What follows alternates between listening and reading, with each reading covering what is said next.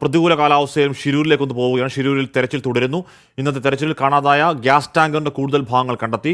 ടയറിന്റെ mudguard ഭാഗമാണ് കണ്ടെത്തിയത്. വിവരങ്ങളുമായി അരുൺ പൂപ്പർമ. അരുൺ, നമ്മുടെ അർജുൻ്റെ അല്ലെങ്കിൽ മനാഫിന്റെ ലോറിയുടെ ഏതെങ്കിലും പുതിയ ഭാഗങ്ങളോ ആ ദിശയിലുള്ള ഏതെങ്കിലും പോസിറ്റീവ് കണ്ടെത്തലോ ഇന്നുണ്ടായോ അരുൺ?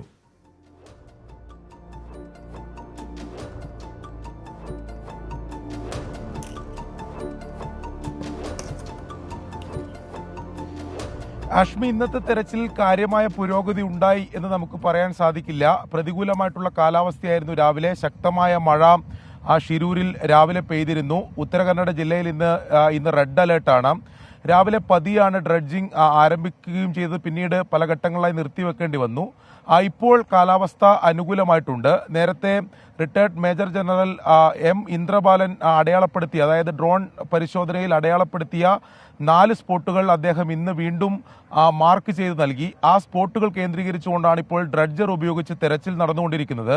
രാവിലെ CP3 കോൺടാക്ട് നമ്പർ 3 തെരച്ചിൽ നടത്തിയത്. അവിടെ നിന്നൊന്നും കണ്ടെത്താൻ സാധിച്ചില്ല. ഇപ്പോൾ ഉച്ചയ്ക്ക് ശേഷം CP4 നേരത്തെ എം ഇന്ദ്രബാലൻ ഉൾപ്പെടെ പറഞ്ഞതുപോലെ കുറച്ചുകൂടി ലോഹ സാന്നിധ്യത്തിന്റെ കൂടുതൽ കണ്ടന്റ് ഉണ്ട് എന്ന് സംശയിക്കുന്ന അത്തരത്തിൽ ഐബോർഡ് ഡ്രോൺ പരിശോധനയിൽ കണ്ടെത്തിയിട്ടുള്ള CP4 ഉച്ചയ്ക്ക് ശേഷം ഇപ്പോൾ തെരച്ചിൽ നടത്തുന്നുണ്ട്.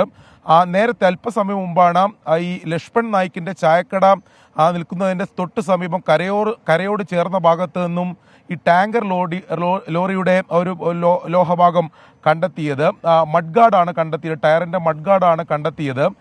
ഈ ഡ്രഡ്ജിംഗ് കമ്പനിയുടെ ഭാഗമായിട്ടുള്ള മുങ്ങൽ വിദഗ്ധർ പരിശോധന നടത്തുന്നതിനിടെയാണ് അത് കണ്ടെത്തുകയും പിന്നീട് ഈ ഡ്രഡ്ജറിലെ ക്രെയിൻ ഉപയോഗിച്ച് അത് ഉയർത്തുകയും ചെയ്തിട്ടുണ്ട്.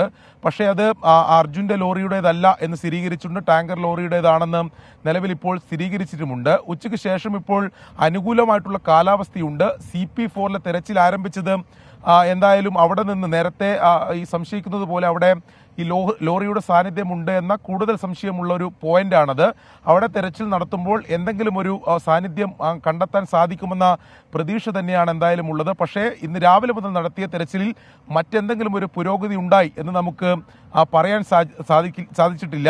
അതായത് ഇന്നലെ നാവികസേന അടയാളപ്പെടുത്തിയ സ്ഥലത്തു നിന്നും ഈ അർജുന്റെ ലോറിയുടെ ചില ഭാഗങ്ങൾ കണ്ടെത്തിയിരുന്നു. അതിനുശേഷം അവിടെ പൂർണ്ണമായും മണ്ണ് നീക്കിയിട്ടും അതായത് നമ്മൾ പ്രതീക്ഷിക്കുന്നത് പോലെ ഈ ലോറിയുടെ ക്യാബിനിലേക്കോ അല്ലെങ്കിൽ ലോറിയുടെ പൂർണ്ണ രൂപത്തിലേക്കോ അത് കണ്ടെത്താനോ സാധിച്ചിട്ടില്ല. അങ്ങനെ സംശയിക്കുന്ന എന്തെങ്കിലും ഒരു ഭാഗം കണ്ടെത്താൻ സാധിച്ചിട്ടില്ല.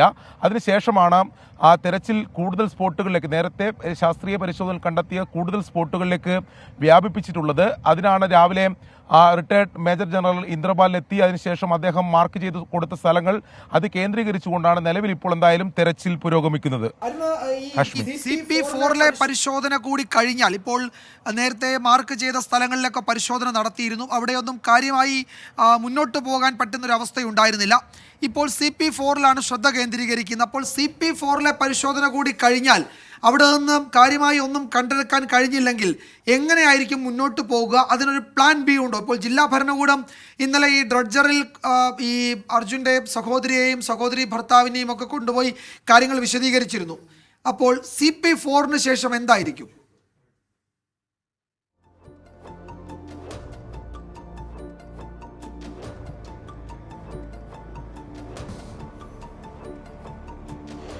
വിജയകുമാർ, ഇന്നലെ ജില്ലാ ഭരണകൂടം അതുമായി ബന്ധപ്പെട്ട ഒരു വിലയിരുത്തൽ നടത്തിയിരുന്നു. ഈ ഡ്രഡ്ജറിൽ തന്നെ അവരെത്തിയ ജില്ലാ പോലീസ് മേധാവിയും കാർവാർ MLA ഉൾപ്പെടെ ആ കാര്യങ്ങൾ പരിശോധിച്ചിരുന്നു. ഇന്നലെ കാർവാറിൽ ഇതുമായി ബന്ധപ്പെട്ട് വീക്ക്ലി മീറ്റിംഗ്, അതായത് അവർ എല്ലാ ആഴ്ചയും ചേരുന്ന യോഗത്തിൽ ഇത് വിശദമായി ചർച്ച ചെയ്തു എന്നാണ് നമ്മൾ മനസ്സിലാക്കുന്നത്. നിലവിൽ ഇപ്പോൾ അവരുടെ മുന്നിലുള്ള ഒരു പ്ലാൻ എന്നുള്ളത്, നേരത്തെ നാവികസേന മാർക്ക് ചെയ്ത സ്ഥലത്ത് നിന്ന് അവർ വിശദമായ പരിശോധന ഡ്രഡ്ജർ ഉപയോഗിച്ച് നടത്തി കഴിഞ്ഞു.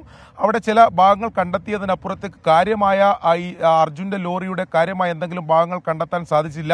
ഈ ക്യാബിന്റെ ഭാഗങ്ങൾ കണ്ടെത്താൻ സാധിച്ചിട്ടില്ല. അടുത്ത പ്ലാൻ എന്നുള്ളത് നിലവിൽ ഇപ്പോൾ നേരത്തെ മാർക്ക് ചെയ്തിട്ടുള്ള ഐബോർഡ് ഡ്രോൺ പരിശോധനയിൽ മാർക്ക് ചെയ്തിട്ടുള്ള 4 സ്പോട്ടുകളുണ്ട്.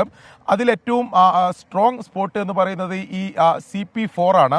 ആ CP4 ഉൾപ്പെടെ വിശദമായ തെരച്ചിൽ, ഈ മണ്ണ് നീക്കം ചെയ്തുള്ള തെരച്ചിൽ നടത്തണം എന്ന തീരുമാനത്തിലാണുള്ളത്. രാവിലെ retired major general M Indrabalan നമ്മോട് സംസാരിച്ചിരുന്നു. അദ്ദേഹം പറയുന്നത് ആ 4 സ്പോട്ടുകളിലും 30 മീറ്റർ ചുറ്റളവിൽ മണ്ണ് നീക്കം ചെയ്ത് വിശദമായിട്ടുള്ള തെരച്ചിൽ നടത്തുന്നതിന് വേണ്ടിയിട്ടാണ് നിലവിൽ ഇപ്പോൾ നിർദ്ദേശം നൽകിയിട്ടുള്ളത്. ജില്ലാ ഭരണകൂടവുമായും അദ്ദേഹം ആശയവിനിമയം നടത്തി അത്തരമൊരു തീരുമാനത്തിലാണ് എത്തിയിട്ടുള്ളത്. എന്തായാലും ഇപ്പോൾ വിജയകുമാർ സൂചിപ്പിച്ചിട്ടുള്ള കാര്യം പ്രധാനപ്പെട്ടതാണ്. ഈ 4 സ്പോട്ടുകളിലും ഏറ്റവും കൂടുതൽ ലോഹ സാന്നിധ്യമുണ്ട് എന്ന് നേരത്തെ കണ്ടെത്തിയിട്ടുള്ള സ്പോട്ട് ഈ CP4 ആണ്, 4ാമത്തെ സ്പോട്ടാണ്. ആ സ്പോട്ടിൽ ഈ തെരച്ചിൽ പൂർത്തിയാകുമ്പോൾ ഏകദേശം ഒരു ചിത്രം നമ്മുടെ മുന്നിലെത്തും. മറ്റുള്ള സ്പോട്ടിൽ കൂടി തെരച്ചിൽ നടത്തുമെന്ന് എന്തായാലും ജില്ലാ ഭരണകൂടം പറഞ്ഞിട്ടുണ്ട്. ഈ മണ്ണ് നീക്കം ചെയ്തുള്ള ഡ്രഡ്ജർ ഉപയോഗിച്ചുള്ള തെരച്ചിൽ മാത്രമാണ് നിലവിൽ ഇപ്പോൾ നടക്കുന്നത്.